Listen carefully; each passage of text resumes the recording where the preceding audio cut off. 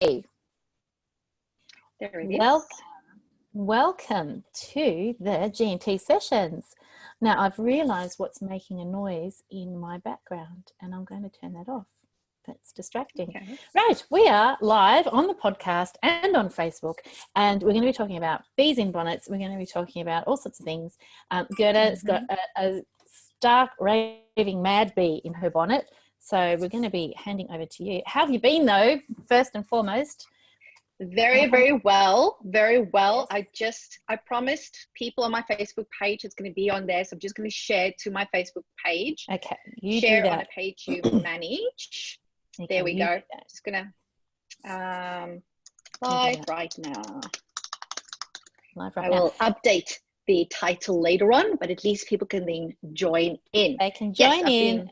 And we can keep an eye on any questions and things like that and comments as we go. And I will do the same in a second. We are still in the thick of the coronavirus, as is the rest of the world. And so I guess, you know, one of the things that Gerda and I are going to be talking about today, we've possibly already touched on even in our last episode, but we feel it's important enough to touch on it again, don't we? Certain things need to be repeated. You know, even in life, sometimes you need to learn the same lesson over and over because sometimes you're not ready to hear it the first time. And I've just noticed it is 17 minutes past 12. We did start talking to one another like probably 2 minutes past 12, but that's what happens when we get to talking, and then we just get stuck into all the stuff that's happening, and then we go, oh my goodness, we need to press live and share this with the peoples, right? Because that is the purpose of this podcast, to actually share with the public those bees in our bonnets. So yes, something that needs to be maybe delved in a bit deeper is something that both myself and you have been picking up consistently. And I mean, for some context, both of us have been speaking to our communities about, you know, pivoting. I've been speaking about diversifying your income streams specifically. You know, you've been talking a lot about doing things differently, all of that type of stuff, really thinking creatively, but still whilst culling in between the lines of our, especially mental health professionals, our rules, but even for general business people, you know, there's still certain rules that we need to navigate, but still being creative in that process. And what I have started to notice, and I think you might have too, is that when people actually get to that place where they go, yes, I'm going to be brave, I'm going to start thinking creatively, I'm going to start pivoting, I'm going to do something that's a little bit different to how it's normally done. Because let's face it, in our industry, particularly mental health and allied health, we get very much into a rut in terms of this is what sessions looks like, this is how our services looks like, and that's what we do. And now we've got people becoming brave, starting to do things a bit differently, and what's happening? Other people are coming down on them like a ton of flipping bricks, trying to put them in their little box, trying to tell them they're doing the wrong thing. And oh my golly, when they throw that "you are being unethical" card, I just lose it. This is me losing it very professionally, right? Whilst keeping it all under me, under contained. It was like we as mentors and coaches work so hard to encourage people to think creatively so that their businesses can survive. And then when they take that step, for them to be like cut down to size because somebody else is uncomfortable with it, that's just so disappointing and so frustrating. And often that comes from other peers and colleagues. Usually. I think what I know from talking to my business coaching clients, and you'll know the same from talking to yours, is that whenever a business owner makes a decision to do something slightly differently, they usually go through a huge emotion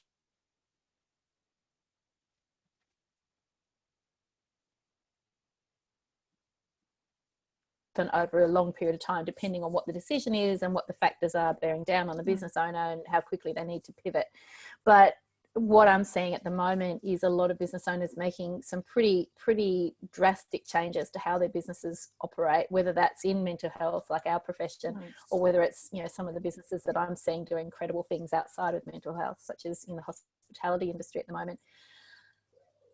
And I think it irks me most when people start accusing or judging or criticizing the business owners are making and private practice owners are making.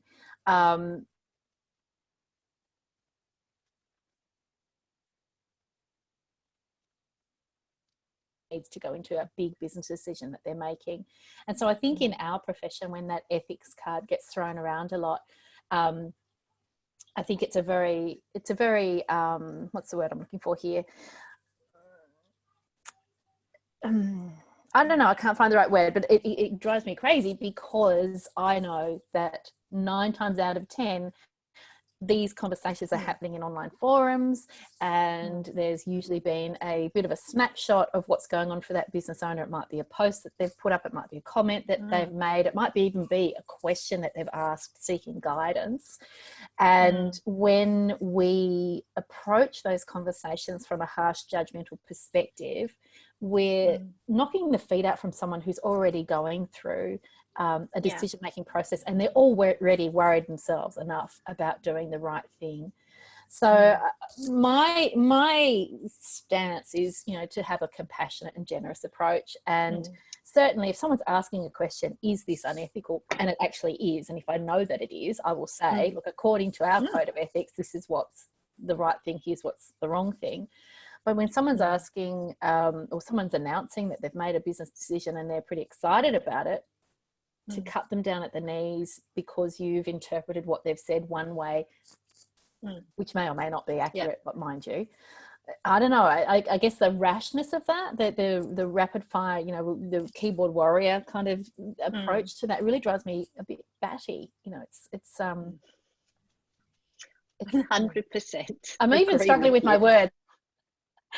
Because I think it's so, in our mind, it's so far-fetched. Like, how can you even do that, right? It's like, it doesn't make sense. How can you not be supportive of a fellow practice owner? Because as you said, they've already gone through all the reflection, the decision-making, right? All of that stuff. And, you know, you don't have all the details. And there's a way of asking a question if you're concerned, right? And I think when we are speaking in online groups and on the internet, we need to be so much more mindful of how we are talking to people. Yes, right? Because things can be taken the wrong way. So you need to be, you know, use your clinical skills. How would you reflect to a client if you're uncertain about whether they're making the right decision, rather than just going, bam, get back into your little box. And you know what? I often think when people throw that ethics card, it's because they've got nothing else to throw, right? They've got nothing else. It's almost like it's the Hail Mary. I don't like what you're doing, so I'm telling you you're unethical. And people think it's like a get out of jail free card. Like the same with contracts and negotiations and stuff. They think if they go, it's unethical, it's like, I mean, it might be your opinion on it. Doesn't mean it is unethical. It doesn't make it unethical, you know. So you also need to accept that just because you think something is unethical doesn't mean it is. And that's the problem with ethics, right? Ethics was one of the toughest subjects at university because it was always such curly questions. It's like, I can give them 10 answers which I think could be right. What is it that they want? Because there's certain parts of it that's very black and white, and then there's other parts that's not black and white at all. It's like all the 50 shades of grey, right? Let's just go there. and it's within the 50 shades of grey section that people differ on their interpretation of it. And just like people's values are going to be different, their interpretations are going to be different. And it's why I always encourage people, if you are unsure, to ask, you know, and to ask in our Facebook groups. But I also expect the community then to gently support that person if they are unsure. And of course, that's why we have mentors and coaches and clinical supervisors. But if you're going to ask an ethics question related to business, I suggest not going to a clinical supervisor unless they actually run their own business, right? Because it's a completely different ballgame. That's it. So, and I think it's important to note, yes, we do have some ethical obligations that aren't just guidelines, they're actually legislated. So, as a registered mental health or physical health professional, no, you may not have a sexual relationship with your patients. But a lot of the ethics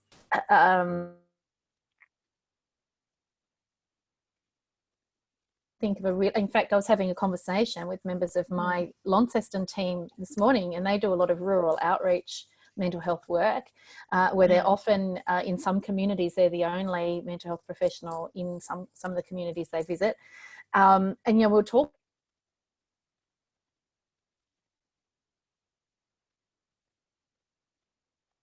relationships with a client, so you can't be their therapist and their teacher or their employer or their partner. Now, the guidelines state that we really shouldn't be involved in a relationship, a professional relationship with more than one member of a family, in terms of separate therapeutic relationships. It just creates a conflict of interest. But it doesn't mean it's unethical to do so. Now, in a lot of cases with my rural clinicians, if they're the only mental health service available and the two individual people present with situations that can be treated separately, and they explain all the ethical obligations around confidentiality and all of that stuff, and they do their level best to keep it as clear as they can and to name up and avoid any potential conflicts of interest, the ethics would be in not providing that service. The ethical question is about what about if they choose not to provide that service? And again, it doesn't mean it's unethical to not deliver a service if you feel that it's not appropriate to do so. So a lot of the guidelines to help shape your professional behaviour, but you still, at the end of the day, need to make a judgment call about what's right for you, what's right for your client. Hat and the business owning hat, sometimes they do come into conflict. I'm thinking at the moment, my hairdresser here, I love to call them my hairdresser. I noticed. They closed their doors very early on actually, before they were required to do so during the pandemic. And they've just announced that they are reopening their doors, and they've made it really clear what they're doing for hygiene and social distancing, how they're managing the situation as best they can, basically. And it left me wondering, I wonder what other than their profession would have to say about their decision to reopen their doors. And I think no doubt they have agonised over this decision, and they've weighed up all the pros and cons. They're allowed to open. Hairdressers are allowed to be open. So I think, it doesn't matter which profession we're in, there are going to be people who have an opinion. And 9 times out of 10, it's just based on, I wouldn't choose to do that myself. That doesn't make the other person wrong. It doesn't make the other person wrong, and it certainly doesn't make the other person's business decision unethical just because you disagree with it. And I think that's the pause button that we don't press quickly enough, when we're being a keyboard warrior. And we can all fall into that trap sometimes, I think, but generally speaking, we need to pause a little bit, I think. It's about knowing what the rules are, like knowing where's the line of the rule, like talking about coloring in between the lines. This is the rule, as some people choose to color all the way to the line, right? Fill it right up. They're not scared of the line, but they don't cross it. Whereas other people, I don't know, maybe they just come from fear. Maybe they just want to do 100% the right thing. I don't know, lots of stuff goes into our perceptions and our interpretation, but it's like they're leaving this whole white space between the line and where they are, right? Because that line is very scary. Maybe for some reason, again, people are different, but it doesn't mean that because somebody colors all the way to the line that they're doing the wrong thing. They just, they're a bit bolder. That's okay. Our personalities are all different. Our tolerance for risk is different, right? And there's so many things that comes into our makeup. But it's about knowing that what is the rules, and as long as you're clear on that, then you make an informed decision as to, you know, how far you want to go, as long as you stay within in the lines of the rules that is set by the government right now, set by our regulatory bodies right now. And I think, you know, like talking about your hairdresser, you know, for them, that's showing leadership, right? And it's very scary. Stepping up into that role of going, you know, we want to keep our people in jobs, we want to keep our business open, we want to service our clients. How do we do this in a safe way within the rules is set out by really the powers that be, that is doing all the research, that has all the information, you know.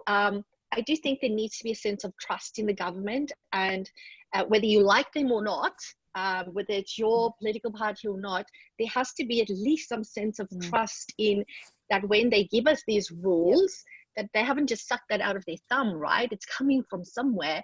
And I would hope that in Australia, you know, in Australia, I feel very confident in whomever's in government, that they're making the best decisions for their citizens, right? And I know a lot of people disagree with that. I just need to listen to ScoMo's live stream to see everybody that hates his guts and disagree with what he's saying. But I'm always thinking, those guys know more than me about the research, right?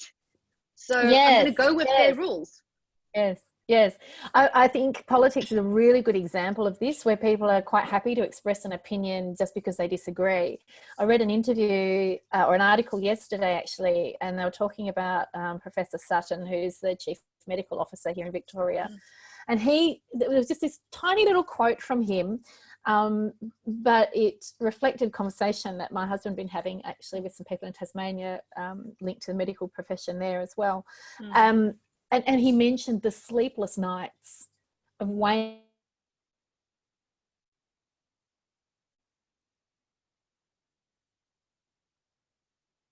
and people were outraged when they cancelled the Grand Prix.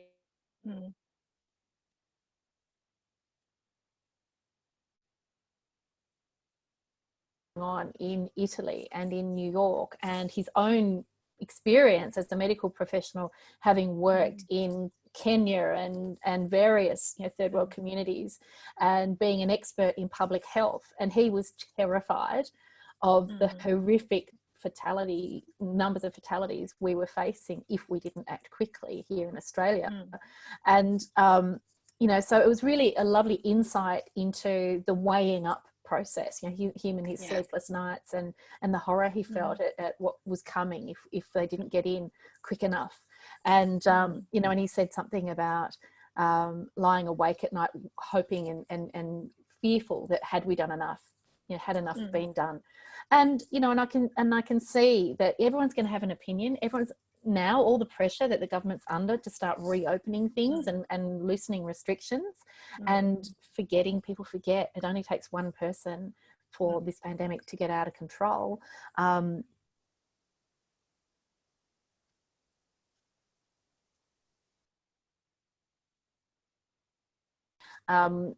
I think it doesn't matter what profession you're in. It doesn't matter what your industry, your business. When you have to make a really big decision,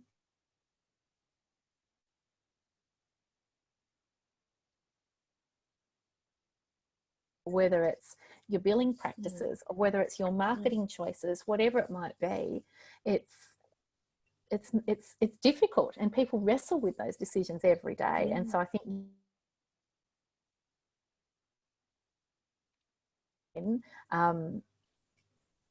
we spend half our life, I think, in business, fearful of criticism and judgment, but we do it anyway. And so I think when people do throw criticism and judgment around, I think they need to perhaps pause and, like I said before, pause and think, hang on a minute, if the shoe was on the other foot and someone was criticising my business choice, how would I feel? So I think it's a bit of generosity of spirit needed sometimes to slow that process down. And the thing is, I don't see it as my job to make all these big decisions, because I don't have the capacity to do the research. So I rely on the government to give me their best input and rules and regulations, but it most certainly is my and every other business owner's our decision to go, okay, so based on all of these things, what's the right stuff?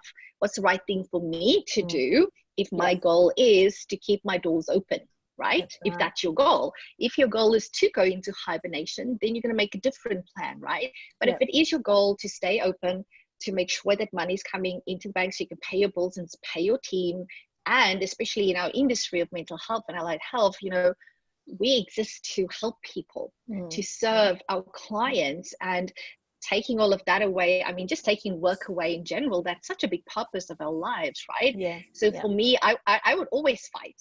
It would be very hard for me to give that up, right? So as a business owner, I would always be fighting in terms of how can I think within the rules creatively to better support people, to give them options. And yes, that might be different to what we used to, but you know what? It is okay as long as I follow the rules. It is okay. And then I would respectfully ask other people not to judge me for stepping up and going, I'm making a plan and this is the best way forward. And I think what we will see in history shows, and I know it's hard to see it right now, but during these times, this is really the time that innovation, we will see the innovation happening. Right, in a couple of months' time. I'm just looking at all the psychologists and allied health professionals now doing telehealth, whom would never have done it, right? Whom would never have taken that step. And I know it's an adjustment, but it's going to be old hat in 6 months' time, and they're going to go, I can't believe I haven't done that years ago. It's so easy. Look at all these benefits. I know, right? And I think it's exciting. I think it's really super exciting to see. And I've talked before about this innovation. From my perspective, I feel, okay, it's a pandemic now. That's what's forcing all of us. We're all in the same situation. We're all is making decisions today that affect our businesses because of what's going on right now. But if you're in business, it doesn't need to be a pandemic. It can be any other crisis in your business, in your individual business, that will force you to make decisions that improve the chances of your business's survival, right? It could be staffing crises. It could be financial issues. It could be a competitor opening up next door. It could be any number of different things that impact your business and force you to get creative and innovative. It's just so in terms from a business perspective, I think that's the only real difference right now. But with businesses, yes, we all need to make these difficult decisions and get creative. And when we don't do that, we stagnate and we become,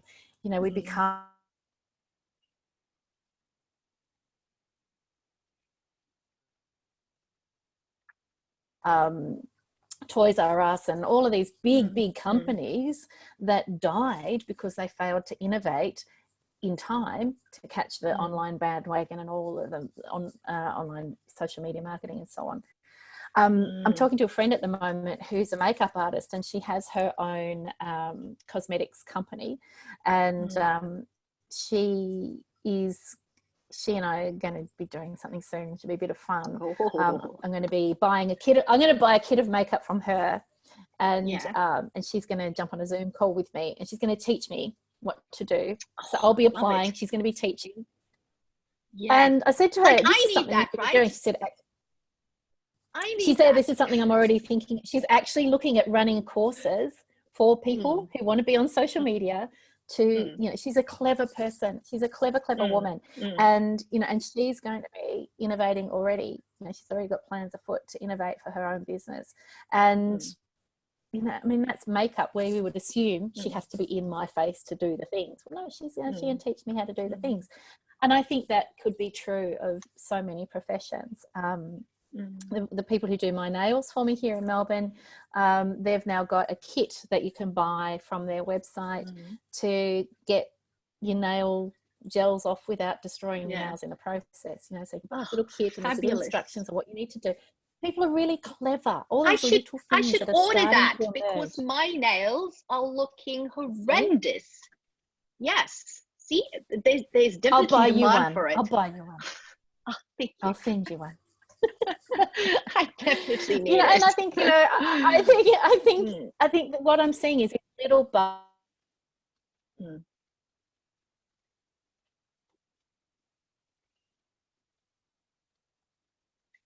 they're having to get their heads around that. I think we're going to see a lot more of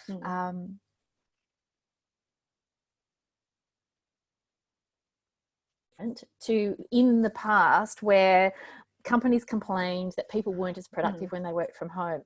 There's going to be, I believe, there's going to be a shift in this. Like, it's going to change how we work from home, if we work from home, how our businesses and our organisations support us to work from home, but also how our community embraces the flexibility that comes with not just telehealth, but all sorts of things.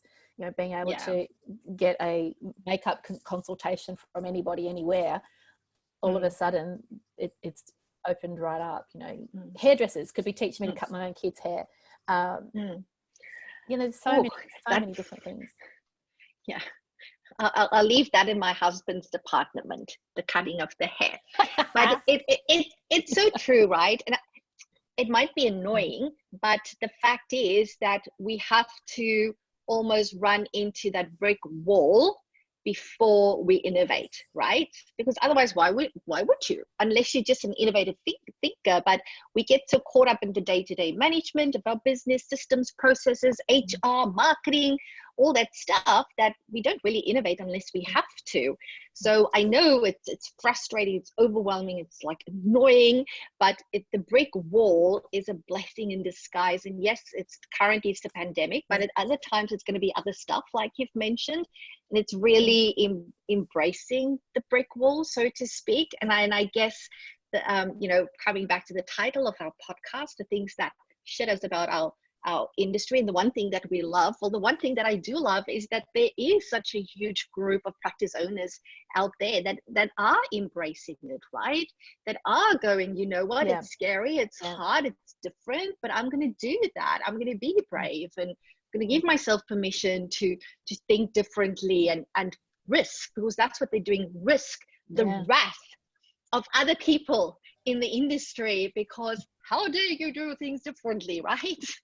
And because that's what they're risking. They have gone through that process, because, you know, I've been there, done that. You know, you think you have that sleepless night. You go, how does this impact everybody? How does it benefit everybody? Okay, you know, I've ticked all the boxes. I'm not breaking any rules. It's all good. Yes, I'm going to do it. And then for other people to come down on you like a ton of bricks, you know, you risk a lot of your sense of self when you do things differently, and especially in our industry, talking mental health professionals, you know, sometimes we can come across a bit condescending, like we know better.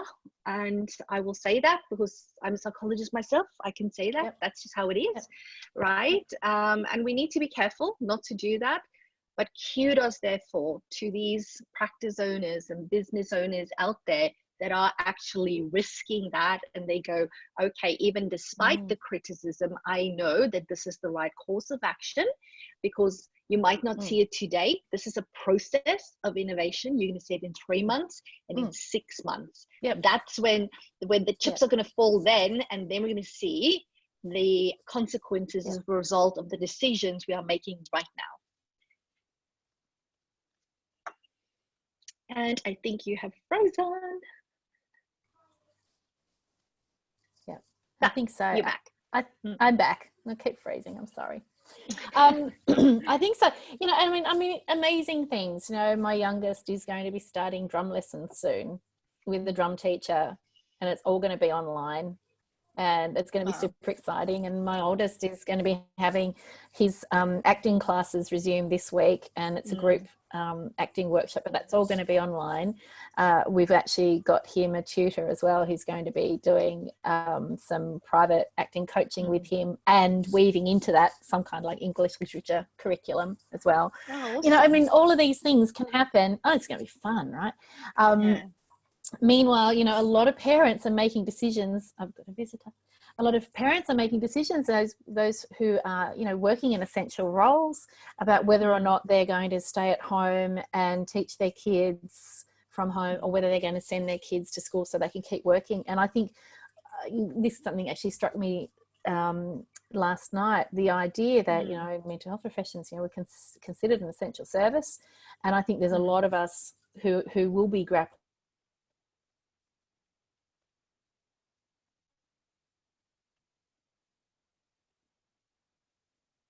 to make.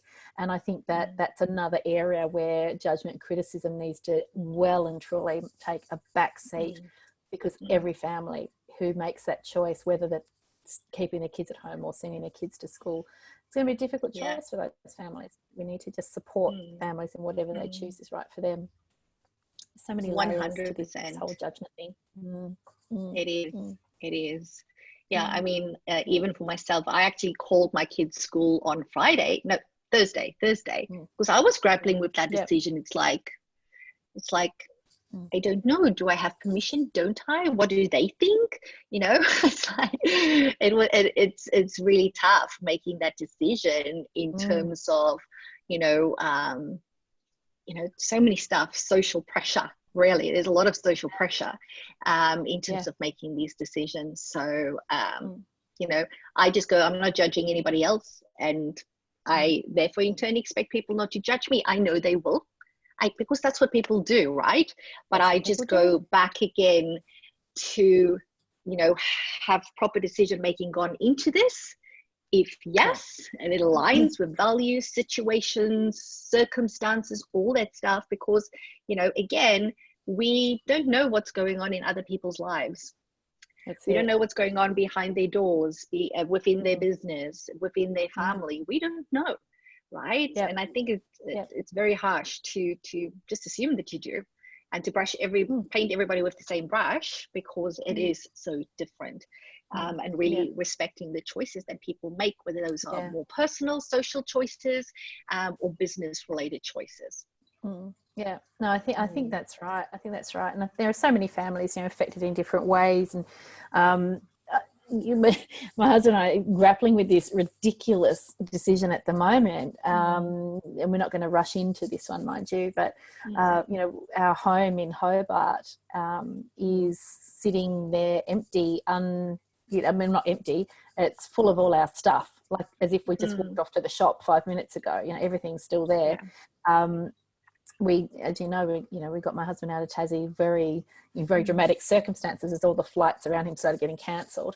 We were worried he was going to get trapped there, but now we have to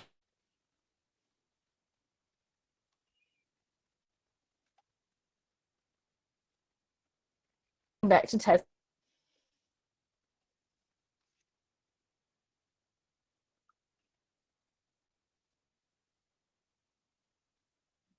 Ride it out. Either choice is a difficult choice. We leave that house sitting there not earning an income as a rental property, or do we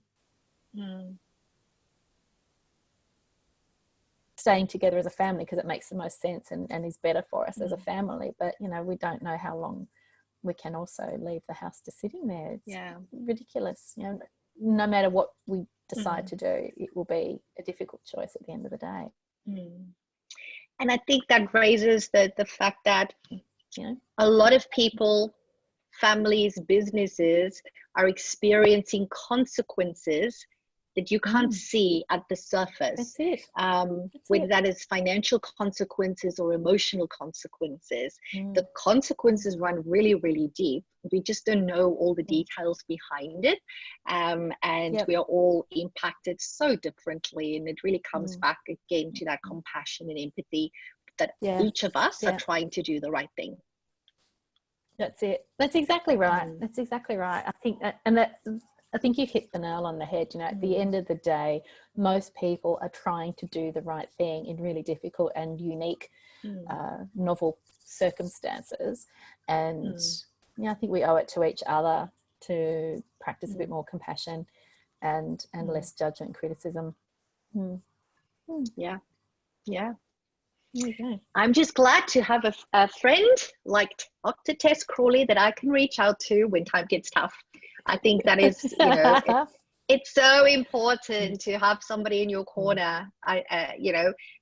Every week as I go through this, I'm just reminded of how important it is, right? To have somebody that you can talk to, not your husband, because they don't fully understand. Well, mine doesn't. It's like that you can give them certain little pieces, but other pieces you can't. Whereas having somebody that you can just go, unbox it at 10 p.m. at night. Yes. And then you get an immediate response back most of the times. It's like, oh, So helpful. Awesome. Oh, we've frozen again. But that's how it is. Modern technology. Oh, yeah. So before we finish off, we've got 10 minutes and I've got no idea what the power is like on my phone. What is happening in your world at the moment? Are you running any programs or stuff? How can people work with you right now? Oh, how can people work with me right now? Well, actually, people can reach out to me and work one-on-one with me if they're keen to. I am giving thought to a new 90-day program. So I have my no quarter program, and usually that fits in with the quarters of the year, and people tend to roll from one quarter to the next and often repeat that program onwards. But I'm thinking about doing something similar for a 12-week period of time, but making it a definite standalone thing, and it may actually have a curriculum to it. So I haven't really got that nutted out yet, but if people are interested, certainly let me know if you're interested, because I'd be welcoming any ideas and suggestions about what that might look like in terms of benefit to people. So if you've got ideas that you want to share with me, or questions you want to ask me, or requests that you want to make, I think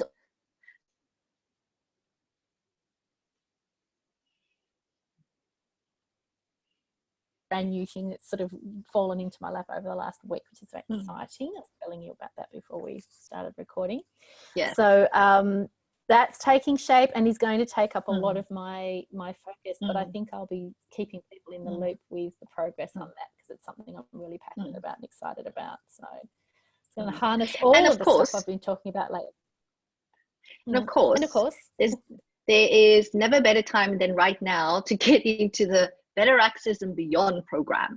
I actually got a Voxer from Chelsea this morning, because as you know, Chelsea and Ash is in that group, and she said, Gerda, can you have a talk with Tess, because we need like group access for each and every one of our reception people. How can we pay for that? It's a good investment. We meet them all in that group so they know what's going on.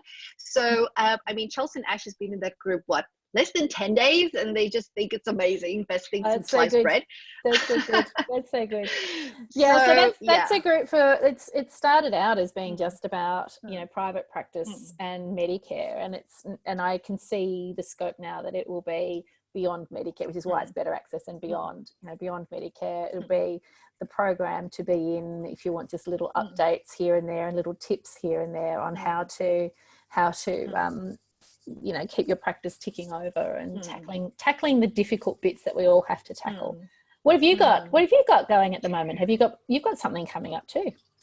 Well, I'll just again say, and no, I'm not an affiliate, but I think the Better Access and Beyond is the best value subscription group there is out there. Thank you. In our industry. That's just how it is. And I think each and every practitioner that works with Medicare needs to be in there. Wow, that's a good wrap. That's just it. Let's just say that. Thank you. It's the truth. It's like when people ask questions about that and go, why aren't you in Tess's group? That's where you need to go and ask these questions, right? Because that's where all the answers are, the correct answers. It's where all the answers there might be 100 answers out there, but the correct answers, that's where you will find those. Because as we know, sometimes Medicare doesn't even know the correct answers, but Tess does. Is that I don't rush in with new advice until I've checked my sources. So sometimes people are sharing things into the group or sharing things in other platforms, and I'm actually weighing up what else is going on in the background before I go making announcements sometimes. So it's based on a lot of factual information, based on a lot of experience and training that I've had, and plus it's a really nice bunch of human beings, I have to say. It's a really lovely group. I love the tone, and I think your groups are the same. You know, generally speaking, the tones of the communities, I've mentioned this before, the communities of mental health professionals we have in our groups is actually, you know, outstanding. And I do appreciate and love that, and very grateful for that. Yeah, to define that group, we're where do they sign? You'll put the link on in the comments. Oh yeah, I probably could do that. Yes, you have to. And in my world currently, of course, last week, Thursday, I launched my program on introducing online group programs into your service offering. So that's for any practitioner that wants to run either a therapeutic, psych-educational, or self-study online group.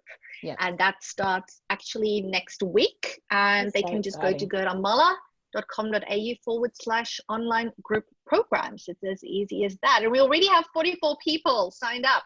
That's brilliant. Yes. That's it's brilliant. Like, what? Very impressed with that. I'm very impressed with that. I am impressed because it links back to, you know, the one thing that we love about our industry and our people for today's podcast, that there are people going, you know what, there's already a lot of change happening, but I'm going to take this on. I'm going to pivot and I'm going to try something new. And I think that was for me when I saw this morning 44 people, when I checked, I went, wow, that's just like amazing that people are actually saying, amazing.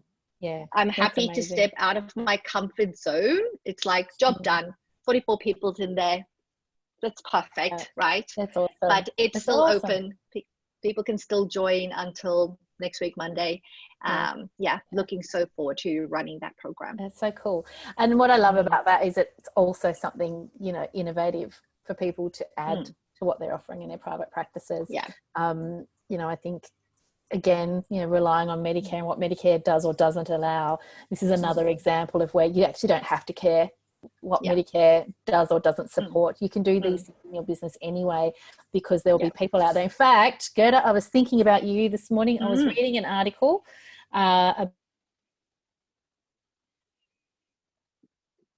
geared up to launch her private practice, clinical psychologist, about to launch her private practice in Manhattan. Focusing on women, and bang, the coronavirus hit and she couldn't even open her doors, and so she's immediately branched into online groups, subscription-based groups at the moment, just offering initial group offerings around anxiety and parenting and lots of things that women are dealing with. And I thought, what a clever, and she's a young woman. I thought a clever young woman to just say, damn it, I'm launching anyway. It's just going to be different than what I thought. And, you know, and not worrying about what others in her community might think about the fact that she's gone immediately full digital group-based, not even individual-based, but group-based. And she's letting the individual therapy come second, so getting to more people more quickly. So one-to-many, as you've said before, you know, one-to-many, doing that first because of the need that she can see in the community. I mean, it's so clever. So, you know, again, we don't have to rely on what you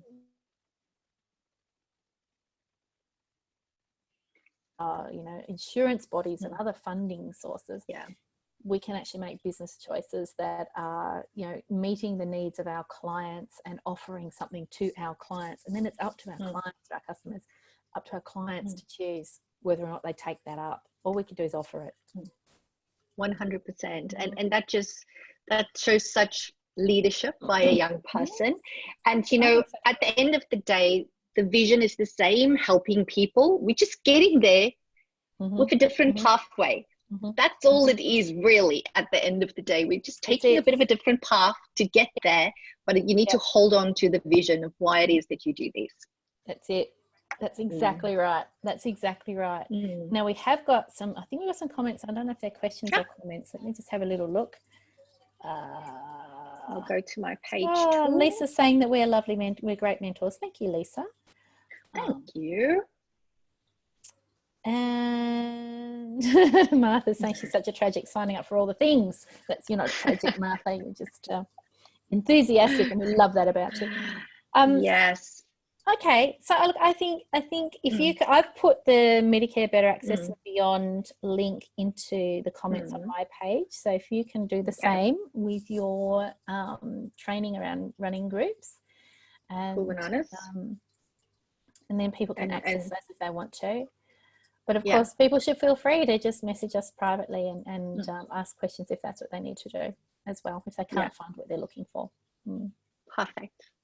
All good. Yay.